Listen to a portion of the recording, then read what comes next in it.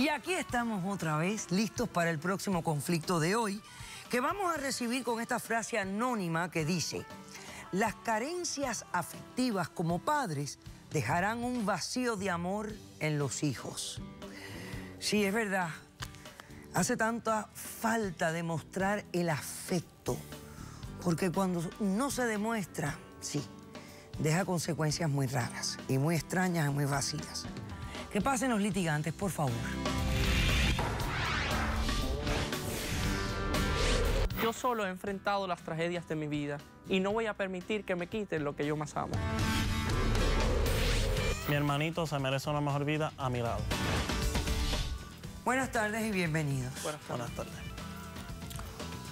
Jorge, tú eres el demandante y estás demandando a tu hermano Jeremy, ¿correcto? Correcto. Explícame por qué lo demandas y qué pides para resolver este caso. Muchas gracias por la oportunidad, doctora Polo. Hoy vengo a demandar a mi hermano mayor porque exigirle dos cosas. Yo quiero la custodia de mi hermanito y que la casa de nuestros padres no se venda. Eso se va a vender. No lo vamos a vender, doctora. Yo me voy a quedar con mi hermanito. Espérate, un momentito. No empieces a decir cosas que después te puedas arrepentir, ¿eh? Entonces piensa bien lo que vas a decir. Ok, tú has venido a exigir... ¿Él tiene la custodia de tu hermanito? No, doctora ¿Quién Polo. la tiene? La custodia no la tiene nadie. Si me deja, yo le puedo explicar un poco sobre mi historia. Explícame. Doctora Polo, hace aproximadamente 8 años, mi descarado hermano se fue de mi casa. A mí, yo no me Él fui, se fue de la casa, hizo su vida en Nueva York y no se preocupó por mis padres, ni por mí, ni por nadie, ni se comunicó con nosotros. Le explico un poquito más a fondo. Mi papá era militar, nosotros vivíamos en Puerto Rico, él lo enviaron a la guerra en Afganistán. Entonces nosotros, yo decidí estudiar comunicaciones en la Florida y me mudé a la ciudad de Tampa. Mi madre, como toda madre, preocupada por mí y por mi bienestar, decidió también ir a Tampa conmigo porque mi papá siempre estaba activo. Entonces allá nosotros hicimos una vida, mi mamá y yo. Mi papá le compró una casa a mi mamá y nosotros muy bien, estables allá, sin saber de esta escoria. Estuvimos más adelante, nos llamaron que mi papá fue enviado a Puerto Rico por traumas mentales. Nosotros los íbamos a visitar cuando él tenía receso, fuimos a Puerto Rico, mi mamá y yo, y descubrimos una situación que mi papá había matado a más de 73 personas, doctora. Y él estaba afectado psicológicamente. Los problemas que él tenía en su mente, como toda persona que va a la guerra, eran horribles. Nosotros, como toda familia, muy preocupados, decidimos quedarnos allá con él, pero luego lo activaron nuevamente. Mi mamá en ese viaje quedó embarazada y nosotros volvimos a Tampa para yo continuar mis estudios. ¿Y tu papá, con todos sus traumas y todo, volvió a la guerra? Volvió a la guerra. Okay. Entonces, desgraciadamente, doctora Polo, nos llamaron que mi papá había matado a uno de sus compañeros en la guerra por sus problemas mentales. Ay, Dios mío. Nosotros otra vez, como siempre lo hacíamos, regresamos a Puerto Rico para ver qué estaba sucediendo y todo estaba normal. Mi papá recibió su terapia, lo diagnosticaron esquizofrénico, por la cual le dieron una pensión de deshabilitado. Y nosotros, pues, como toda familia, tenemos que continuar. Regresamos a Tampa para yo poder terminar mi carrera universitaria. Recibimos otra llamada más de que mi papá trató de suicidarse. Y como toda familia, corrimos a Puerto Rico desesperados. Pero cuando llegamos, doctora Polo, la situación no era lo que esperábamos. Mi papá se derramó gasolina y se encendió. Algo que nosotros pensamos que fue accidental o no sé, no tengo maneras para describirle lo que pasó por mi mente, doctora Polo.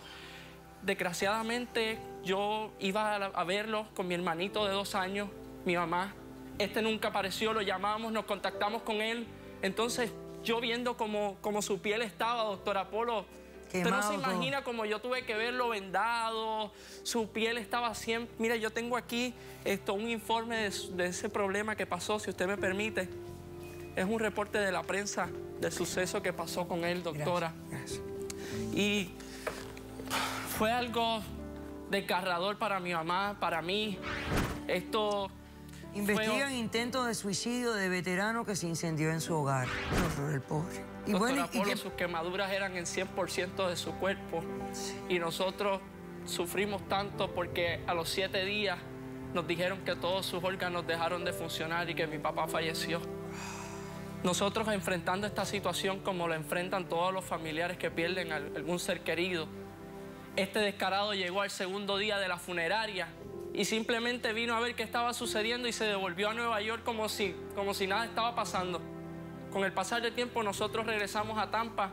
Mi mamá decidió, vamos a estabilizarnos allá por tu hermanito pequeño y para que tú termines por fin tu carrera, porque siempre teníamos un problema y teníamos que irnos a Puerto Rico, pero como toda familia había que hacerlo. Yo estaba trabajando, tenía mi part-time y desgraciadamente el 28 de marzo de este año, a las 3:45 de la tarde, doctora Polo, usted no se va a imaginar lo que pasó. Me recibe una llamada del trabajo diciéndome que mi mamá tuvo un accidente de tránsito. Yo, como todo hijo, llegué, pero con mi hermanito de 4 años ya, en esta ocasión, y desesperado llamo a este hombre, le digo, mira, mi mamá tuvo un accidente, ven acá, ayúdame con el niño, yo tengo que verla, ayudarla, no tenemos familiares en Tampa. Con el pasar de los días, mi mamá me dice, mira, por favor, encárgate del niño, me siento muy mal, mis órganos están dejando de funcionar, porque ella estaba consciente, pero sus órganos estaban perforados. Ok, espérate aquí. Déjame hacer un corto receso y a la vuelta me dices qué pasó con tu mamá. Regresamos de inmediato.